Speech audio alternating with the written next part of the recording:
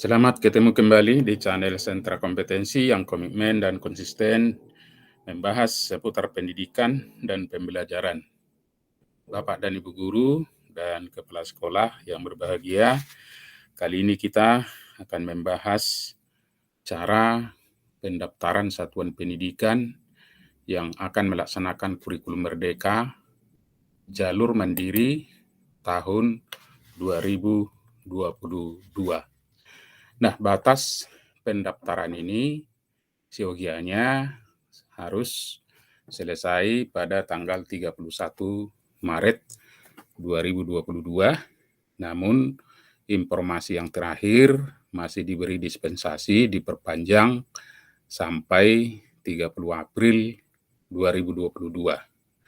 Namun demikian, karena surat resmi belum sampai mungkin ke tangan kita, kalau boleh kita penuhi sampai 31 Maret 2022 sehingga kita lebih ada waktu untuk melakukan persiapan. Baik, Bapak dan Ibu dan kepala sekolah yang saya hormati, ada 3 pilihan implementasi kurikulum pada jalur mandiri dan satuan pendidikan menentukan pilihan berdasarkan angket kesiapan implementasi kurikulum merdeka yang mengukur kesiapan guru dan tenaga kependidikan. Jadi intinya bagaimana kesiapan guru kita, bagaimana kesiapan tenaga kependidikan, itu yang paling utama. Tidak ada pilihan yang paling benar, yang ada adalah pilihan yang paling sesuai dengan kesiapan satuan pendidikan tersebut. Semakin sesuai, maka semakin efektif untuk mengimplementasikan kurikulum merdeka. Nah, pemerintah memberikan 3 pilihan untuk satuan pendidikan yang mau mendaftarkan dengan jalur mandiri. Yang pertama, pilihan pertama adalah mandiri belajar, pilihan kedua mandiri berubah, pilihan ketiga mandiri berbagi. Jadi kalau kita perhatikan, semakin ada peningkatan. Kalau mandiri belajar, nanti kita lihat penjelasannya, tetapi akan lebih berat mandiri berubah dan juga kategori yang ketiga mandiri berbagi. Mari kita lihat penjelasan masing-masing. Pilihan 1, mandiri belajar, ini adalah sekolah yang menerapkan beberapa bagian dan prinsip kurikulum merdeka tanpa mengganti kurikulum satuan pendidikan yang sedang diterapkan. Ini artinya kurikulum satuan pendidikan yang dilaksanakan saat ini, yaitu kurikulum K13 atau K13, tetap dilaksanakan, akan tetapi implementasinya sudah menggunakan prinsip kurikulum merdeka, terutama pembelajaran yang berpusat kepada peserta didik dengan pendekatan pembelajaran berdiferensiasi. Pilihan kedua adalah mandiri berubah. Kalau tadi pilihan pertama mandiri belajar, pilihan kedua sudah mandiri berubah. Ini adalah sekolah yang menerapkan kurikulum merdeka menggunakan perangkat ajar yang sudah disediakan oleh pemerintah pada satuan pendidikan PAUD, kelas 1 SD, kelas 4 SD, kelas 7 SMP, dan kelas 10 SMA. Kemudian pilihan yang ketiga dan yang paling tinggi pilihan ini adalah mandiri berbagi. Ini adalah sekolah yang menerapkan kurikulum merdeka dengan mengembangkan sendiri berbagai perangkat ajar. Jadi sudah mandiri di satuan pendidikan PAUD, kelas 1 SD, kelas 4 SD, kelas 7 SMP, dan kelas 10 SMA. Artinya bagi satuan pendidikan yang memilih mandiri berbagi, karena nanti ini merupakan perangkat itu akan dilakukan satuan pendidikan tersebut dalam pengembangannya, maka tentu saja perlu kos yang harus diperhitungkan. Apakah sekolah siap atau belum? Jadi bukan hanya sumber daya manusianya, guru dan tenaga kependidikan, akan tetapi sumber-sumber lain harus perlu dipertimbangkan. Nah, untuk rekomendasi pilihan pertama yang kita sebut tadi mandiri belajar, direkomendasikan satuan pendidikan direkomendasikan memilih pilihan satu implementasi kurikulum merdeka. Artinya, belajar mencoba penerapan komponen atau prinsip kurikulum merdeka dengan tetap menggunakan kurikulum satuan pendidikan yang sedang diterapkan. Untuk menerapkan itu direkomendasikan agar sekolah tersebut mempelajari, menyimak, membaca, mendiskusikan materi-materi yang ada di video-video maupun di kanal Telegram seperti yang tercantum. Pertama, menyaksikan video implementasi kurikulum merdeka berjenjang, kemudian bergabung dengan kanal Telegram implementasi kurikulum merdeka, mengikuti pelatihan mandiri kurikulum merdeka, mempelajari asesmen dan perangkat ajar kurikulum merdeka, mengikuti sesi berbagai praktik baik kurikulum merdeka, mengikuti komunitas belajar kurikulum merdeka, dan melakukan uji coba parsial kurikulum merdeka secara mandiri di satuan pendidikannya. Nah, semua link ini bisa dilihat nanti di bawah video ini. Rekomendasi pilihan 2 itu mandiri berubah. Satuan pendidikan direkomendasikan memilih pilihan 2, implementasi kurikulum merdeka, di mana tahun 2022 ini mulai Juli sudah harus menerapkan kurikulum merdeka dengan menggunakan perangkat ajar yang disediakan oleh pemerintah pada pendidikan PAUD kelas 1, kelas 4, kelas 7, dan kelas 10. Nah, perangkat ajar yang dimaksud bisa nanti diakses dari Merdeka Mengajar. Nah, adapun direkomendasikan agar sekolah tersebut memahami, kemudian mendiskusikan, dan terus mempelajari materi-materi yang ada di video berikut. Misalnya, yang pertama menyaksikan video implementasi kurikulum merdeka berjenjang, kemudian bergabung dengan kanal Telegram implementasi kurikulum, yang ketiga mengikuti pelatihan mandiri kurikulum merdeka, yang keempat mempelajari asesmen perangkat ajar kurikulum merdeka, yang kelima mengadakan atau mengikuti sesi berbagai praktik baik kurikulum merdeka, dan keenam mengikuti komunitas belajar kurikulum merdeka, dan ketujuh melakukan uji coba parsial kurikulum merdeka secara mandiri di satuan pendidikan, dan yang kedelapan menjadi pembeda dari pilihan satu, yaitu menerapkan pembelajaran berdasarkan kurikulum merdeka secara mandiri di satuan pendidikan. Semua link ini sudah ada dicantumkan di bawah video ini. Yang ketiga, pilihan 3 dengan kategori mandiri berbagi. Satuan pendidikan direkomendasikan memilih pilihan 3 implementasi kurikulum merdeka.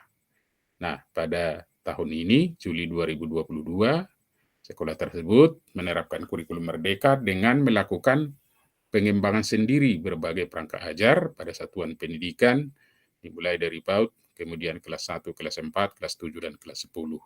Nah, yang harus kita lihat di sini bahwa satuan pendidikan tersebut melakukan pengembangan sendiri. Nah, ini yang harus dipertimbangkan dari pilihan 2. Kalau pilihan 2 tadi memakai, tapi kalau sudah di pilihan 3 diharapkan melakukan pengembangan sendiri berbagai perangkat ajar di satuan pendidikan sesuai dengan kurikulum merdeka. Untuk memperoleh itu direkomendasikan agar guru-guru, kepala sekolah mempelajari, ya setelah menyaksikan, mempelajari, mendiskusikan materi-materi yang ada di dalam video ini maupun Telegram, seperti di pilihan 1 dan 2 tadi. Pembedanya adalah di poin 7, poin 6, juga tidak hanya mengikuti komunitas, tetapi diharapkan dapat mengaktifkan dan mengikuti komunitas belajar kurikulum merdeka. Dan di poin 7 juga sudah berbeda, mengembangkan perangkat ajar mengacu pada kerangka dan struktur kurikulum merdeka melalui komite pembelajaran atau dibentuk kelembagaan lainnya. Jadi, sudah murni kurikulum itu dilaksanakan, mulai dari kerangka struktur kurikulum maupun perangkat ajar yang digunakan oleh guru. Kemudian yang kedelapan, menerapkan pembelajaran berdasarkan kurikulum merdeka secara mandiri di satuan pendidikan bersangkutan. Bapak dan Ibu dan kepala sekolah yang saya hormati, nah, untuk persiapan kita dalam mendaftarkan itu diperlukan akun kepala sekolah. Jadi tidak bisa akun guru mendaftarkan, akan tetapi harus akun kepala sekolah melalui SIM PKB.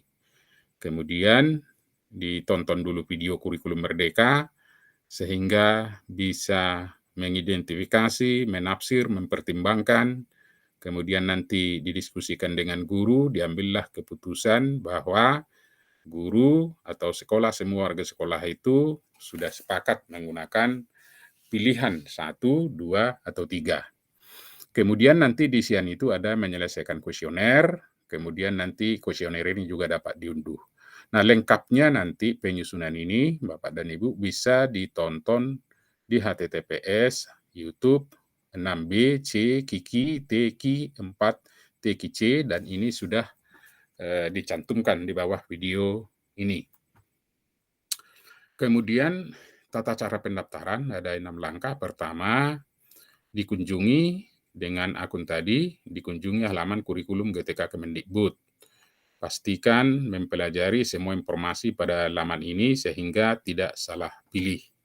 Setelah dibuka, nanti ada di sana menu daftar, di pojok kanan atas ada daftar, diklik, sehingga akan terlihat nanti juga banner ada di sana, dan diperhatikan untuk kelanjutan mana saja yang harus ditekan tombolnya.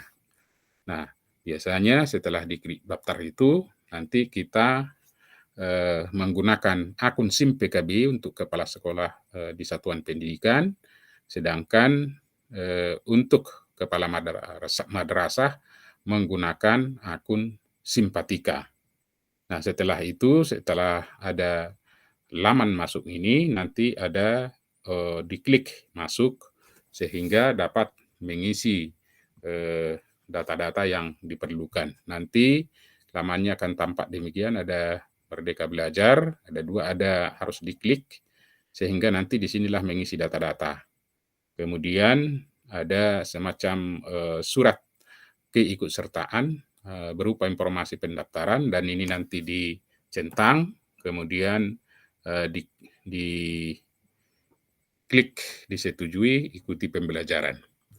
Nanti sampai ke langkah 5, baru ada di sana berupa informasi-informasi, kemudian ada lagi yang diklik untuk isian-isian dengan pertanyaan-pertanyaan yang sudah disediakan. Ini tidak sulit, asal saja tadi sudah ada akun kepala sekolah dan bisa juga dibantu oleh operator untuk membukanya. Karena ini hanya mengisi kuesioner sebenarnya, tetapi mengikuti mekanisme yang sudah ditetapkan. Langkah 6, nanti di sana juga ada isian-isian yang berkaitan dengan persetujuan sekolah. Jadi ada nanti checklist-nya di situ. Nah, untuk sekolah swasta, lakukan unduh template surat izin yayasan, lengkapi isian dan tanda tangan surat izin tersebut, lalu unggah kembali ke dalam format PDF. Jadi nanti ada bagian dokumen-dokumen yang diunggah untuk melengkapi secara administrasi. Nanti Bapak dan Ibu coba ditonton lagi YouTube yang sudah tadi saya jelaskan alamatnya. Nah, setelah itu nanti selesai, maka Bapak dan Ibu selamat, dan nanti akan mendapatkan rekomendasi umum dan khusus dari pemerintah pusat untuk pilihan mana yang harus dilakukan atau diterapkan di sekolah kita. Kemudian nanti ada rekomendasi itu dapat diunduh setelah diisi lengkapnya. Ada rekomendasi yang berisi rekomendasi umum dan rekomendasi khusus, kemudian dapat diunduh dalam format PDF, bertanda bahwa kita sudah resmi menggunakan kurikulum Merdeka dengan kategori pilihan 1, pilihan 2, dan pilihan 3. Demikian Bapak dan Ibu tata cara pendaftaran untuk dapat implementasi kurikulum Merdeka tahun 2022 yang semula direncanakan tanggal 31 Maret, tetapi kami dengar ada perubahan menjadi tanggal 30 April tahun 2022 terakhir.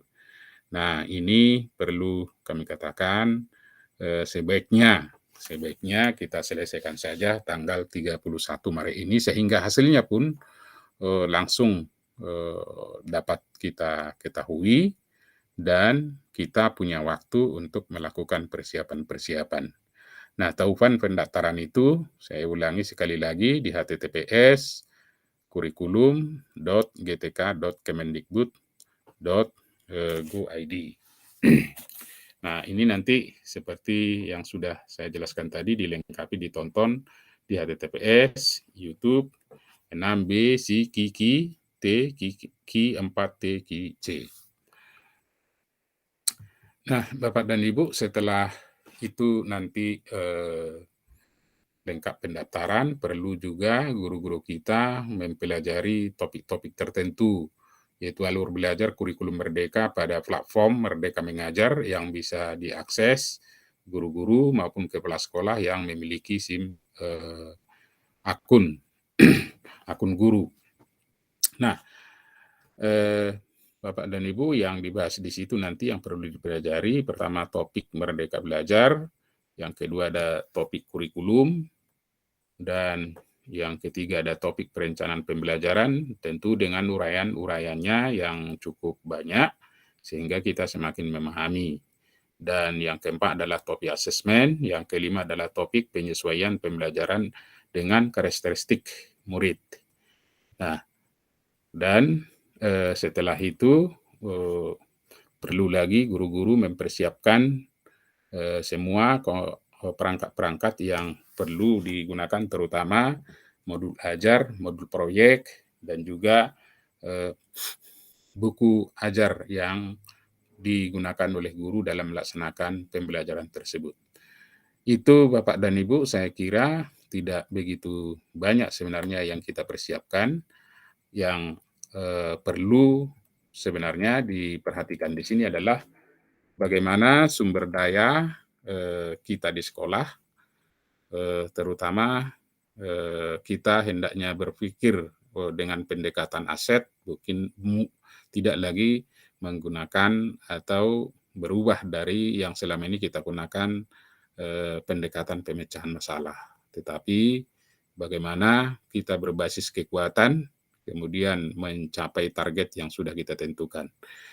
Sekali lagi, terima kasih Bapak dan Ibu atas kunjungannya di channel ini, dan mudah-mudahan channel ini terus berkembang, dan kalau tidak keberatan silahkan di-subscribe. Terima kasih.